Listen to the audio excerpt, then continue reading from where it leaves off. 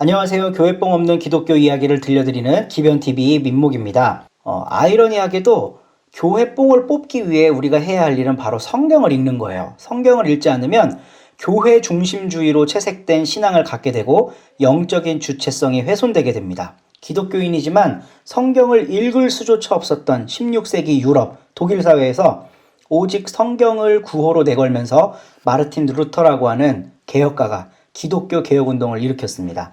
토박이들이 읽을 수 있는 글, 독일어로 된 성경을 번역하는 거, 이게 루터가 개혁을 꿈꾸면서 했던 가장 위대한 사역이에요.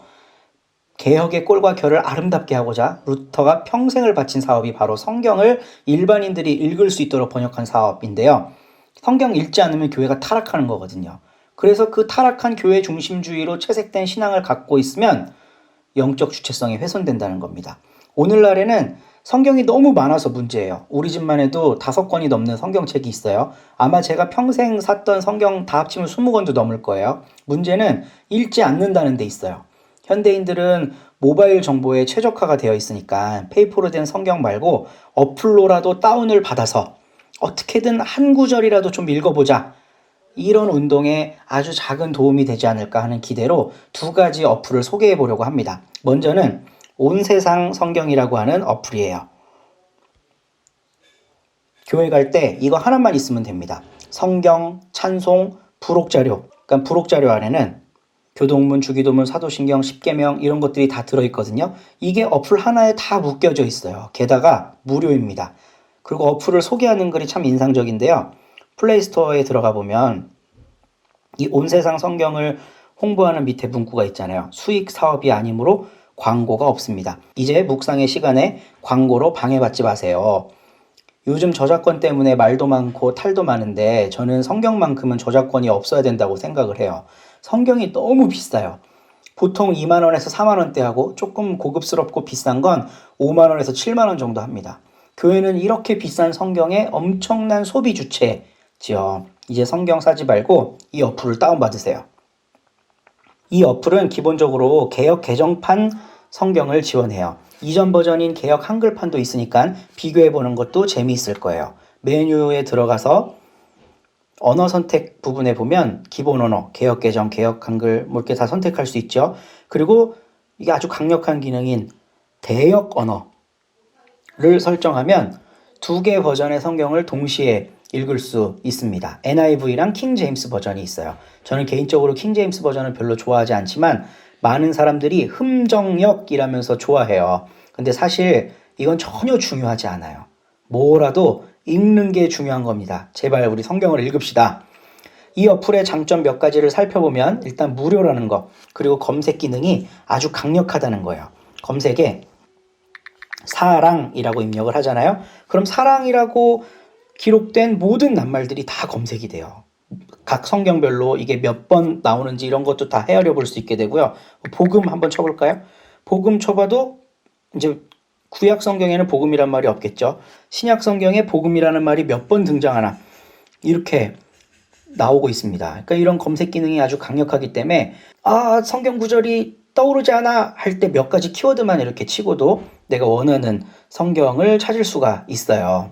그리고 4개본밖에 없지만 대역이 가능하다는 거, 이것도 참 중요한 기능 중에 하나입니다. 영어에선 이걸 뭐라고 표현했을까? 이런 걸 좀 찾아볼 수도 있고요. 영어로 성경 공부하는 데 도움도 되기도 하죠. 영어를 위로 가게, 한글을 아래로 가게도 조절할 수가 있어요. 그리고 복사 붙여넣기, SNS 공유가 쉽다는 겁니다.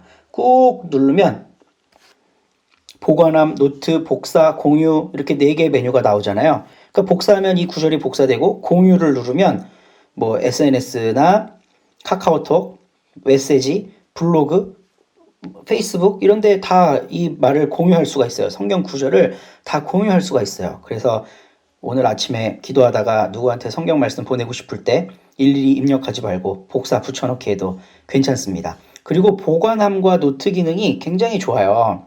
구절들을 이렇게 클릭하면 선택이 되잖아요. 선택을 한 다음에 보관함으로 이동을 해요. 그러면 나중에 메뉴에서 보관함에 가면 내가 보관해 놓은 성경 구절들이 이렇게 쫙 목록화됩니다. 보고 싶은 성경만 혹은 꼭 기억해두고 싶은 성경을 이렇게 체크해서 보관함에 넣어서 봐도 되고요. 그리고 노트 기능도 돼요.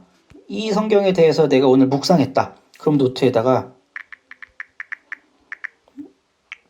뭐 이렇게 노트를 했다고 해봐요. 그러면 내가 노트한 내용이 요 밑에 이렇게 기록이 돼요. 그리고 본문 보기를 누르면 노트 기능 안에서도 본문을 또 확인할 수가 있어요. 그래서 저장을 해놓고 이 성경 구절에도 노트된 기록이 나오고요.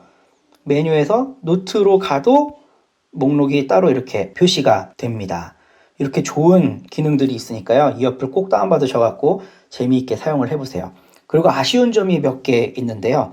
이게 찬송가가 있는 건 정말 장점이거든요. 그리고 찬송가도 책장 넘기듯이 이렇게 넘길 수가 있어요. 그리고 갑자기 뭐 1장으로 가고 싶다. 그럼 번호 입력 1장으로 갈 수도 있고, 순서별로 50장씩 끊겨 있는 이 순서별로 뭐 320장 이렇게 빨리빨리 찾을 수가 있어요. 그리고 주제별로, 이건 이제 목사님들이 신방할 때 도움이 많이 될 텐데요. 주제별 찬송가가 있기 때문에 순간순간 맞는 찬송가를 이렇게 색인된 목록을 살피면서 고를 수가 있다는 거예요. 근데 아주 큰 단점이요. 위에 코드가 없어요. 저는 기타 반주를 하는데 이 코드가 없으면 또 다른 악보를 다운받아야 되거든요.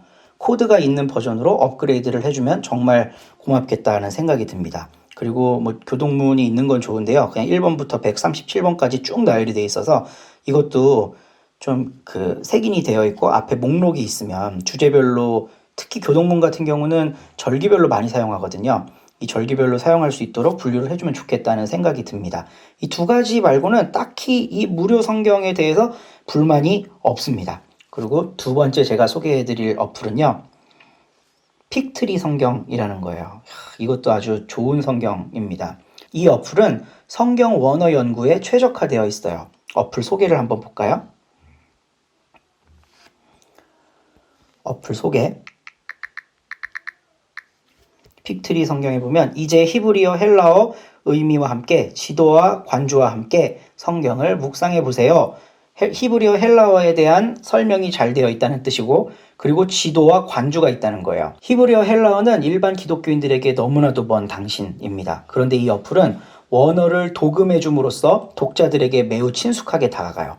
여기 매 성경 구절 끝마다 조그마한 아이콘이 있는데요. 이 아이콘을 누르면 우리 한글 성경의 어순에 맞게 이렇게 헬라어가 기록되어 있습니다. 구약 본문으로 가면 히브리어가 기록되어 있죠. 마가복음 1장 1절을 예로 들어볼까요? 하나님의 아들 예수 그리스도의 복음의 시작이라. 하나님의 데우스, 아들 휘오스, 예수스, 그리스도의 크리스토스, 뭐 이렇게 되어 있는데 일반 신도들은 이걸 읽을 수가 없잖아요. 근데 밑에 다 도금이 되어 있기 때문에요. 유창하게 헬라어로 성경을 읽을 수 있습니다. 그리고 이거는 한국어 어순에 맞게 이렇게 지금 기록되어 있잖아요. 근데 역본을 헬라어 신약 성경을 선택해서 보면 헬라어의 어순에 맞게도 두 번째 역본으로 표시가 돼요. 그리고 이걸 누르면 똑같이 이렇게 도금할 수 있게 되어 있습니다. 만약에 예를 들어서 복음이라는 단어의 뜻을 알고 싶으면 얘를 누르면 돼요. 그럼 유앙겔리온이라는 원형이 나오고요. 단어 정의, 노트 추가, 어원 등의 정보를 검색할 수 있고, 제가 정말 강력하다고 생각하는 기능 중에 하나가 이 원어로 검색이라는 건데요. 이걸 누르면 유앙겔리온이라는 단어가 쓰인 다른 본문들을 검색할 수가 있어요. 이렇게 다른 본문들에서 유앙겔리온이 쓰인 내용들을 확인해 볼 수가 있는 거죠. 그래서 이 어플의 장점을 보면요. 모든 성경 본문에 대한 원어 설명을 볼 수 있다는 거예요. 핸드폰에서 이런 걸 볼 수 있다는 거 저는 깜짝 놀랐습니다. 그리고 온 세상 성경과 마찬가지로 노트 기능이 강력한 데다가 밑줄 기능도 있어요. 이렇게 꾹 누르면 맨 위에 복사, 노트에 추가, 뭐 이렇게 색깔이 있죠. 색깔 누르면 이렇게 형광펜을 긋는 효과가 있습니다. 얘는. 그리고 이게 지워지지 않아요. 그리고 이 구절을 노트에 추가하면 따로 이렇게 노트에 목록화가 됩니다. 그리고 얘도 역시 공유가 되죠. 복사, 붙여넣기 하면 되니까요.